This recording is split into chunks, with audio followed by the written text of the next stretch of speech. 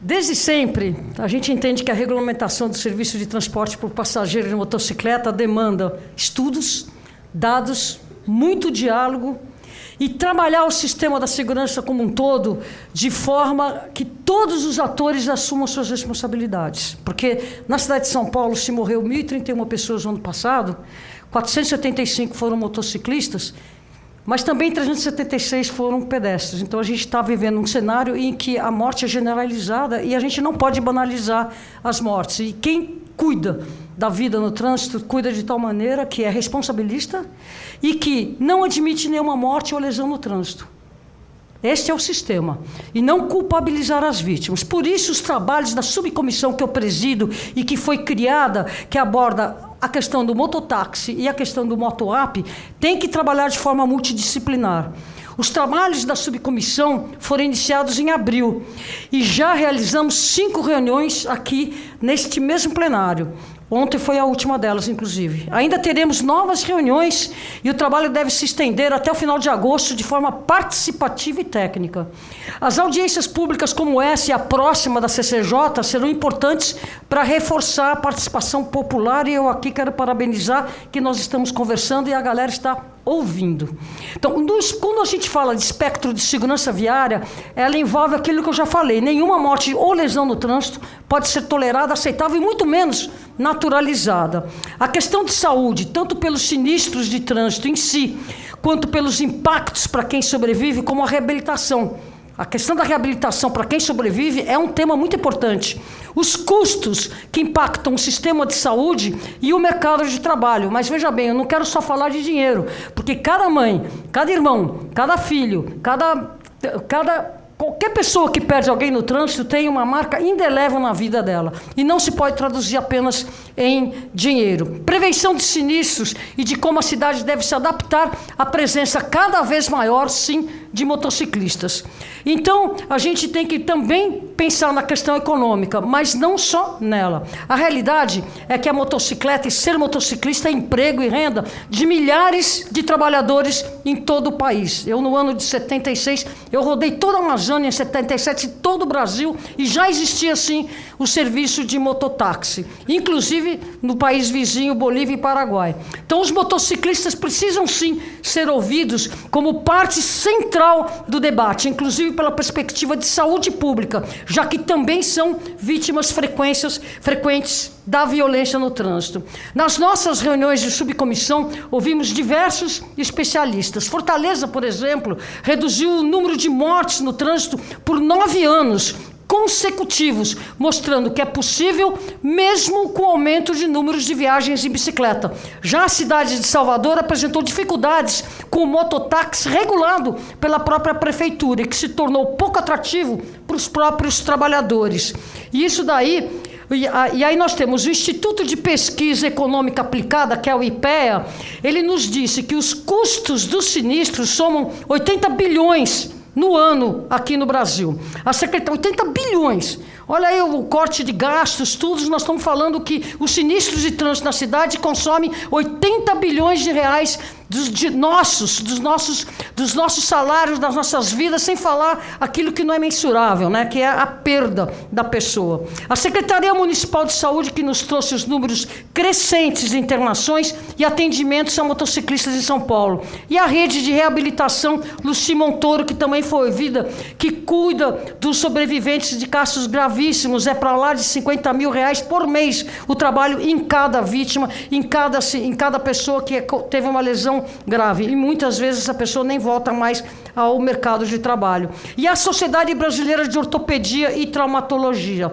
Finalmente, nessa última quarta-feira, especialistas internacionais trouxeram novos estudos, indicando caminhos para políticas públicas. Nós trouxemos o WRI, o Instituto Cordial e a Vital Strategies, que faz parte do Bloomberg, e nos deram uma aula sobre gestão sistêmica de trânsito. Sistema significa trabalhar todos os atores, com medidas efetivas que salvam vidas e os caminhos necessários para a regulamentação.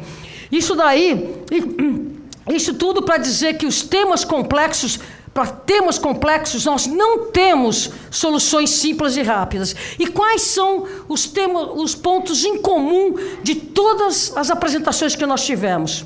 Primeiro, trabalhar com todos os atores. Eu estou falando de trabalhar pedestre, ciclista, motociclista, o motorista, a carga e o sistema como um todo. Porque se um motociclista morre, ele eventualmente levou um pedestre junto, ou se ele foi desviar de um motorista que passou no sinal vermelho, ele vai atropelar um ciclista do outro lado. Então, todos os atores envolvidos a gente tem que trabalhar. A gente tem, sim, que trabalhar a velocidade. Diminuir velocidades máximas é fundamental. Fiscalizar as velocidades máximas que estão estabelecidas hoje, que não são seguidas, também é fundamental, com ganhos de velocidade média. Mas não adianta nada você ter um motociclista 50 e um ciclista 30, 20 e ser atropelado. Então a gente também tem que trabalhar a questão de diferenças de velocidades. Isso é fundamental. Então quando a gente fala da motofaixa, qual é o grande drama da motofaixa? Está lá, o ciclista 50, está na velocidade permitida, mas todos os motoristas estão parados. E todos vocês que andam de moto, e eu também ando muito, de moto, de bicicleta, em alta velocidade, a gente sabe que se alguém abre uma porta, você está no corredor na motofaixa, quem vai se machucar é quem está na moto, não quem está no carro, que vai perder eventualmente a porta do carro. Então, a gente tem que abaixar as velocidades máximas com ganhos de velocidade média. E isso significa salvar a vida de todos, trabalhar num esquema. E a gente tem que ter fiscalização e trazer a responsabilidade de todos os atores, a começar pelas empresas de aplicativo, que vendem pressa e entregam mortes e lesões e um trabalho precarizado. Então, a gente tem que trazer essa responsabilidade com os seguros, cobrar dos aplicativos e também cobrar da gestão de trânsito da cidade, que não controla, que nós estamos vivendo um apagão de fiscalização generalizado. O número de multas, por exemplo, de fiscalização de velocidade máxima nos faróis diminuiu barbaridades. Tanto é que aumentou em 1.300% as mortes por atropelamento de pedestres nas faixas de pedestre aqui na cidade de São Paulo. 1.300%. Por quê? Porque não tem fiscalização por parte do órgão público que tem que zelar pela nossa vida. Pois mais, a gente também tem que trazer a responsabilidade pelos todos os atores, dos motociclistas. Motociclista não pode trabalhar da forma como os aplicativos fazem. Se você pergunta para qualquer motociclista por que ele tem que correr, entortar o cabo, porque se ele não entortar o cabo, ele não vai conseguir colocar o pão na mesa. Isso está errado. A gente tem que mudar esse sistema de trabalho. Vocês têm o direito de trabalhar com tranquilidade. Exijam esse direito. E, por fim, uma coisa muito importante, que essas empresas precisam, sim, compartilhar os dados, e não parte deles, como eles fazem. Eles recebem os dados, trabalham os dados e entregam para nós parte dos dados com o viés da interpretação que eles pretendem. E a mesma crítica eu faço como foi colocada. A CT deixou de levantar dados de sinistros e mortes no trânsito geolocalizados como fazia antes. Desde 2020, quando nós começamos a aumentar exponencialmente as mortes de trânsito aqui na cidade de São Paulo, saltamos de 700 e pouco para 1.031 em apenas 3 anos, a CT parou de divulgar os dados. E a gente não pode nem criticar demais a CT, porque eles também estão em apagão de funcionários, cada vez mais, menos pessoas trabalhando nesse que é o principal gestor de mobilidade da cidade de São Paulo.